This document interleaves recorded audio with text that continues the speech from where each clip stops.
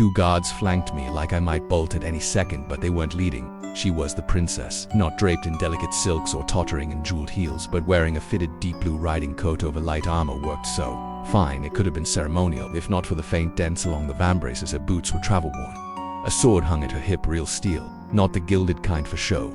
Her pure white hair was pulled into a braid that fell over one shoulder, and a silver circlet rested just above a pair of sharp, discerning light blue eyes. They didn't look through me like so many nobles did. They looked at me, weighed me, and behind the composure I caught the faintest flicker of recognition, like she'd been expecting this meeting for a long time. "Kael," she said, her voice calm but carrying a strange familiarity. "You will come with me." Jory padded behind, spear in hand, his meerkat features tense, scanning every street corner like he expected trouble to leap from the shadows. We left the noise of the market behind. The cobbled streets grew wider, cleaner, quieter to clean. I'd fought in places that stank of rot and blood, and somehow this polished marble and velvet felt far more dangerous. The castle gates loomed ahead, gold filigree gleaming in the sun. The guards at the entrance sized me up like I didn't belong. They weren't wrong. Inside, the air was cooler, perfumed with flowers instead of damp stone.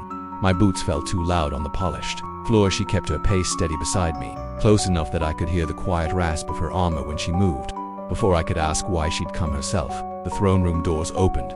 The king sat high on a seat of carved stone and gold, his presence heavy as a storm. "So, this is the one causing trouble beneath my city," he rumbled. I bowed slightly. "If trouble is finding what's been stealing your people, then yes, I've caused it." He listened as I spoke of the tunnels, the twisted creatures that hunted in the dark, and the threat of the rat horde that wants to invade. I left out one detail, the gem I'd found. That secret wasn't for the court. The moment I finished, a voice cut through the air like a blade. "That's all hearsay." It was a tall, sharp-eyed white catman noble. He looks like the spitting image of Aric. His armor was ceremonial, gleaming, untouched by real battle. I didn't need an introduction to know he was Aric's father. "My lord," he said to the king, "you're listening to the ramblings of a sellsword who sees monsters in the dark. The disappearances can be explained by crime, poverty, not fairy tales." Murmurs rippled through the court. The king raised a hand for silence. His gaze bored into mine. "You bring tales from the dark. I ask for proof in the light. Show me something I cannot deny." "I will," I told him, "but it may take more than the court's patience to find it." We were dismissed, and Jory and I made for the guild to regroup. But the moment we stepped inside, silence fell. The guildmaster waited with a scroll in hand. "Kael," he said, voice low, "orders from above. You're removed from the guild roster, effective immediately." Jory by my side. "Immediately? If he is out, so am I." It hit harder than I expected.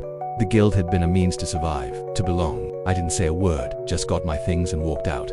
My home since my teen years was stripped from me just like that. Jory caught up to me on the steps. "So what now?" I didn't have an answer. The answer found me instead. In the street in front of the guild, she was waiting. Her guard stood aside as she approached, her braid catching the wind, her sword at her hip. "If the guild will not have you," she said, her voice carrying across the stones, "then I will." She lifted her chin. "Kael, I appoint you to my personal guard." The words struck like a bell through the courtyard. Gasps, whispers from a guild balcony above.